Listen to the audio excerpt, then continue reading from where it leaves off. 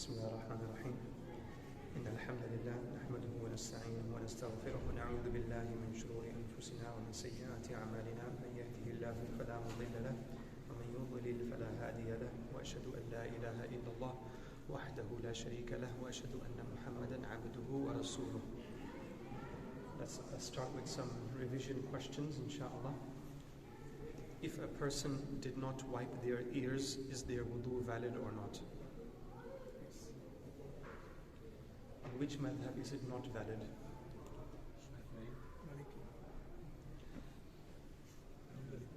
Hanbali. Because the Hanbali considers the ear as part of the head, right? So that needs to be wiped because the head needs to be wiped in the Hanbali madhab. As in all the madhab, the head, part of the head needs to be wiped. Okay. Second question. You did wudu. Alright. You didn't do your feet. You walked away. 10 minutes later you came back and did your wudu, your feet. Is the wudu valid or not valid? Not valid. If they dry. You all sure? They are dry. He's Maliki. Okay. Now in Maliki the continuity is fard. Okay? It is khilaf sunnah. It's against the sunnah to do it that way. But in all the other madhahib, the wudu is still valid, even in the Shafi'i madhab. But the continuity is sunnah for all the madhahib. So don't make a habit of it. But if someone did say he forgot to do something, or a more common example, he did wudu and he didn't do his elbow. Okay, then he went to stand and someone said to him, you didn't do your elbow. Then he goes back down and does his elbow. Is the wudu valid? Yes, it's valid, except in the Maliki madhab. But by and large, because it's a sunnah, and leaving it would be khilaf a sunnah, a person should be careful and try and do the wudu in continuity. Okay, last question. Someone started doing the wudu, and halfway through the wudu, he passed air. Does he continue the wudu and finish it, or does he start from the beginning? Start from the beginning, yeah? Because he has broken his wudu, so whatever he has done is no longer valid, so he needs to go back and repeat it. Okay, in terms of, so we are doing today inshallah ghusl, and because ghusl is relatively straightforward and most people know the ahkam of ghusl, inshallah we'll be able to finish it today. What are the things that lead to janaba? Raise your hands. Should be very quick and easy, we should all know it. What are the things that require ghusl? Hassan, you can start. Good. You can go next after him.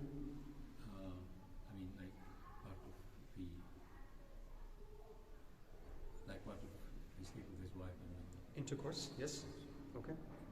Anything else? Menstruation. Good. Anything else? Should be coming out like this. Come on. Should know it. Nifas. Good. If you sleep. No, you don't need ghusl for sleep. Okay. If you have ihtilam, right? If you have a wet dream. Yeah, wet dream. Yeah. Wet dream will lead to ghusl. There's a couple of others. If a Friday is not a state of janaba, it is a sunnah ghusl rather than a ghusl that takes you out from janaba. Okay. So what we're doing today is discussing the ghusl that takes you out from janaba. And inshallah it's very easy. Imam Ahmad bin Hanbal says that if you washed a mayyit, right? You wash the mayyit, then after that you yourself need ghusl as well. And it's a sunnah for the other madhahib. If a person enters into Islam, he became a revert. He was a Christian before, and he becomes a Muslim, then it's also recommended that he does ghusl. And also Imam Ahmad bin Hanbal says that it is fard for him to do ghusl. And that's probably, the better way to look at it, because the person has had a wet dream or whatever else, and he doesn't see those things as janaba. So it's better that, as a precaution, the person takes a shower. Okay, the fara'id of the ghusl is very straightforward. You need to wash the whole body. Okay, all of the body needs to be washed, including the navel, the belly button.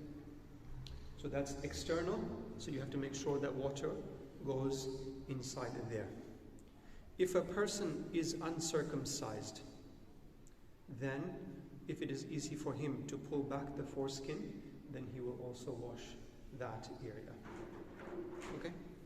The ears need to be washed, but the insides of the ear, which is the ear canal, do not need to be washed. Similarly, the inside of the eyes does not need to be washed, because both of those things will have haraj in them. Alright? Very straightforward. Now therefore, anything that is a barrier to stop the water reaching the skin, like we talked about last week, like nail polish, like paint, like all these kinds of things, will need to be removed before the person can do ghusl clearly.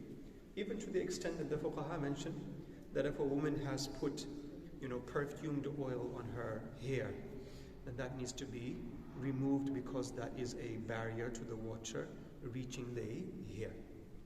There are some real exceptions to that in the Maliki madhab, but by and large, all those kinds of barriers need to be removed.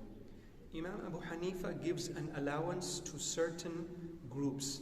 For example, he says, bread makers whose job is to make bread all day long, and they can sometimes get bits of hard dough under their nails, because it is their practice, because every day they get that thing inside them, then they do not need to necessarily move that from underneath their nails. They should remove what they can, but they don't have to go to lengths to remove it. But it is better for a person to try and remove all those kinds of impurities, or not, I wouldn't say impurities, but barriers to water, so that the water can reach everywhere. Imam Abu Hanifa and Imam Ahmad bin Hanbal have the mouth and the nose as the fara'id. So in wudu, Imam Ahmad bin Hanbal has the mouth and the nose as a farida, like we did 2 weeks ago. But in the shower, Imam Abu Hanifa says the mouth and the nose are also a farida. He doesn't have it as a farida in wudu, but he has it for ghusl. It's the same extent as we do in wudu, which is to put water inside the mouth, swirl it around. That's all that is required. And in the nose, to get it to where the soft part of the nose is, up to where the bone starts. So we're talking about this much. So you don't need to overcomplicate the matter. You put the water in, and it went in. It's simple. There's no big deal about it. Like the wudu, Imam Shafi'i and Imam Malik have the intention as a requirement, as a faridah. Imam Shafi'i is specific, like he is specific with the wudu. What is the requirement in the Shafi'i madhab for intention? Where does the intention need to be? At which stage should it be present?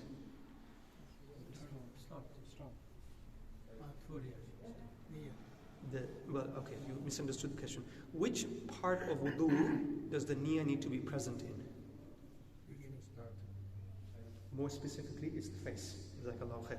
Okay? He remembers from last week. Because the face is the first faridah, the intention needs to be there in the Shafi'i madhab. Alright? In the ghusl, it should be present from the first action of the ghusl, and the niyyah should be there. Imam Malik allows that a person has started the ghusl and he does the intention sometime during the ghusl, it will still be valid. But for him, the intention is a faridah as well. Alright? Like Imam Malik has dalk for wudu. You remember what is dalk? To rub the limbs, right? He has dalk for the ghusl as well. Now remember that when we go through the fara'id of the other madhahib, they are by and large sunan for the others. So the dalk is a sunnah for all the other madhahib. The intention is a sunnah for the Hanafi madhab, and a condition for the Hanbali madhab. Then Imam Malik, like he has continuity for wudu, he has continuity for ghusl as well. And we'll come to the actions or the components of the ghusl.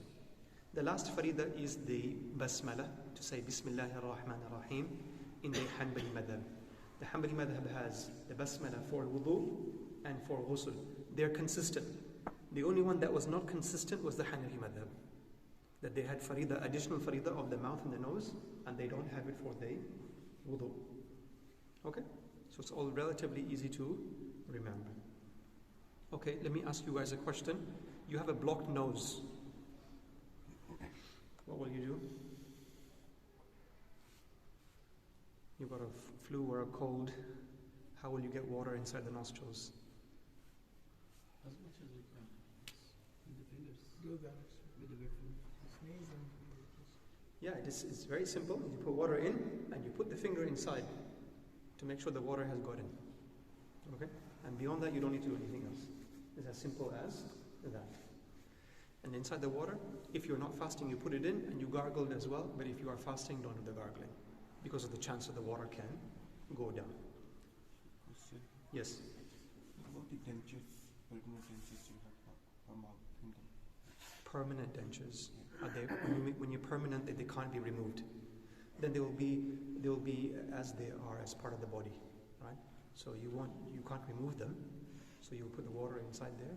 The dentures are preventing the water going to the gums, but they are now a permanent part of you, so they can't be moved. As opposed to braces. Yeah, it's similar. There's a haraj there, right? You can't remove the braces. It's permanently stuck on. After 2.5 years, when your teeth are fixed, then you'll be able to remove them. The deen is practical, right? The difference is of tight rings. Tight rings can be easily moved. Okay, so let's say you have a tight ring and it prevents the water going underneath it.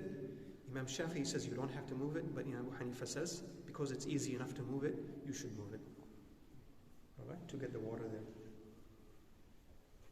The Sunnah actions are to say the Bismillah ar-Rahman ar-Rahim before you do the ghusl.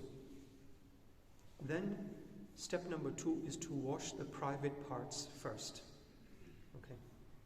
Now it's important to remember that except for Imam Abu Hanifa, everyone says that if you touch the private parts with the palms, then the wudu is broken. And the ghusl is broken as well, right? Well, so that you don't go into a state of janaba, but the wudu is broken. So, once the person washes the private parts, then after that, he should not touch it again.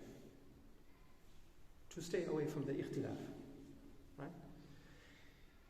Then he does a wudu. So the other time when I did wudu, we were doing tafsir of Surah An-Nisa. And we did wudu very briefly. So someone asked, I put the shower on, so who does wudu and then goes inside the shower? Nobody does this anymore.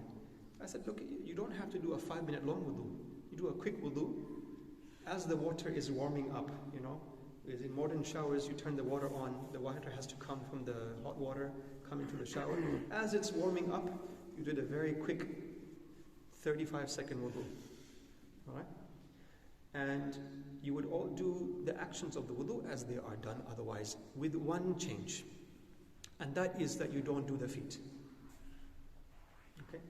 And the reason is that as you are taking the ghusl and there is some impurities coming, they come onto the floor and your feet are onto the floor. Alright? In modern showers, there's a drain at the bottom, so you are taking a shower, all the water is getting drained away and it's flowing. It's not standing. In this situation, it is allowable for a person to do his feet with the wudu, because his feet will not become impure in this fashion. But it is closer to the sunnah that you don't do the feet, because the Prophet ﷺ, when he used to do ghusl, he used to do wudu, he would pour water on his head, then his right side, then his left side, then he would move away from that spot, and then he would do his feet. Okay? So to emulate the sunnah, you do a wudu, then you go into the shower, you do the head first, 3 times, you do the right side 3 times, and the left side 3 times, remembering to do dalk. And the continuity is that you don't spend a long time between the wudu and the head, and the head and the right side, and the right side and the left side. All of those are that continuity. And in our modern times, when you put the shower on, you go in, it's all done. There's no kind of break in between. Yes? So what you are saying is that you do the wudu first and then you do the ghusl? Correct.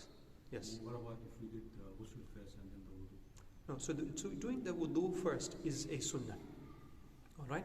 So if someone did washed his whole body first, without doing the wudu first, then he has lost the reward of that sunnah. The ghusl itself will be valid, because it's not from the fara'id. So you can pray with it. You can pray with it, you can read Quran with it, you can do everything with it. You can come to the masjid, you can do everything with it. So you do the private parts first, and then you do the wudu, and then you do the ghusl? Correct. Yes. Now, let's say, so I was thinking about this, right? So most of us will wash our private parts with soap first, right? So what you do is, you don't just wash the private parts with water, then you washed it with soap as well, and then you did wudu, alright? Then after that, as you are doing shampoo or cleaning your beard or whatever else, you don't have to put soap on the private parts because you have already done it. So it's just readjusting your normal habit.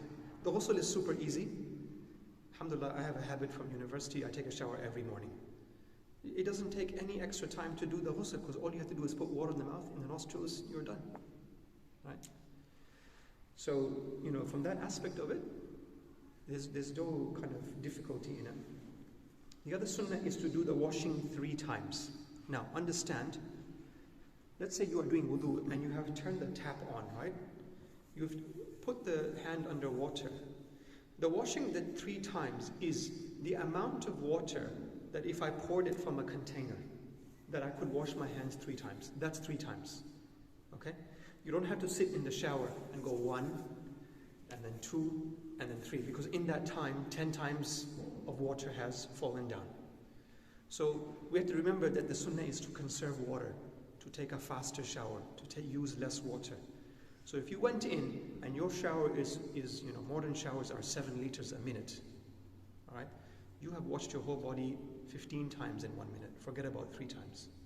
So you don't need to stand there for 15 minutes to say, I have washed it for 3 times. When talking about sunnah, is it preferred to do ghusl sitting or standing? Is there any? There is no preference there. Okay. Yeah, I did not find anything in that. The right before the left. Okay? This is easy. The shower is running. Put your right side, right shoulder. You did the head first. Put the right shoulder, dalk, left shoulder, dalk. Done. Like Okay. What do you do with the head? You just, there's a shower. You first wash your head and then the right and left? No, don't go put your head like that. But go in, so because when you pour, let's say if you had a container and you poured over your head, the expectation will be that some of that water would come onto the body. And the idea is to cover the whole body. That's the idea. We mentioned the washing of the feet last. Okay. There's one last thing to mention, which is that if someone has tied up their hair, so if they are women who have braided their hair, Allah subhanahu wa ta'ala has given a rukhsa for women that they don't have to open their hair for the ghusl, so they can leave it tied up, but there are some conditions. The Hanafi madhab says that if the water will reach the roots of the hair, meaning the bottom of the hair, they don't have to open it. They have a lot more detail on this, but I'm just concising it for you guys to remember. The Imam Shafi'i says that it must be loosened if that is the only thing that will ensure that the water gets between the hair. Not just the roots, but the water has to get between the hair. Okay? Imam Ahmad bin Hanbal says that she is required to loosen it after menstruation, but not required after intercourse. Okay? So he gives a rukhsa because menstruation happens once a month. So he says you can loosen it there, but janaba happens more frequently. So he says that you don't have to loosen it. Men have to loosen it. But there is a weak opinion. If someone has dreadlocks, for example, okay, and for him to open his dreadlocks is not an easy thing, or he comes from a culture where men wear locks and braid their hair, then there can be a rukhsa for that culture because there is a difficulty involved in opening it. So for the woman who doesn't open her braid, she will pour 3 pours over her head, and if she's sure that the water is getting to the roots and between the hair, then she does not need to open her braids. I'll finish inshallah with the times to do the ghusl that are not the fard ghusl. So if you got into janaba or you finish menstruation, then you have to do ghusl. The other ghusl are either recommended or sunnah, and we'll just mention some of these. The Friday prayer requires a ghusl that is a sunnah ghusl. The 2 Eid prayers before you wear ihram, when you are in Arafat, when you are in Muzdalifah, when you are about to throw the stones. Those 3 places in Hajj before you do tawaf. And that's because a person, when they are traveling, their body starts to smell, and you are in a great gathering. So if it's possible for you to take a ghusl so you can freshen up and not smell as much, then it is better. It's recommended for all the madhahib after washing someone who has died.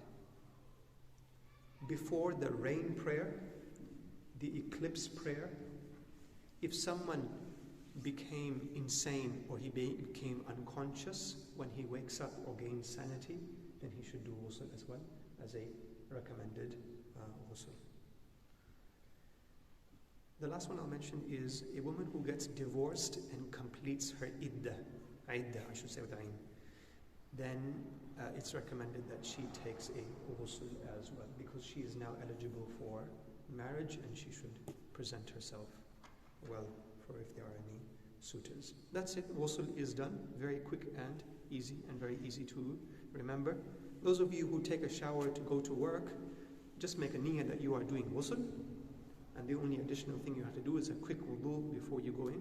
Make sure the mouth and nose are covered, and your wudu, you have then done a ghusl.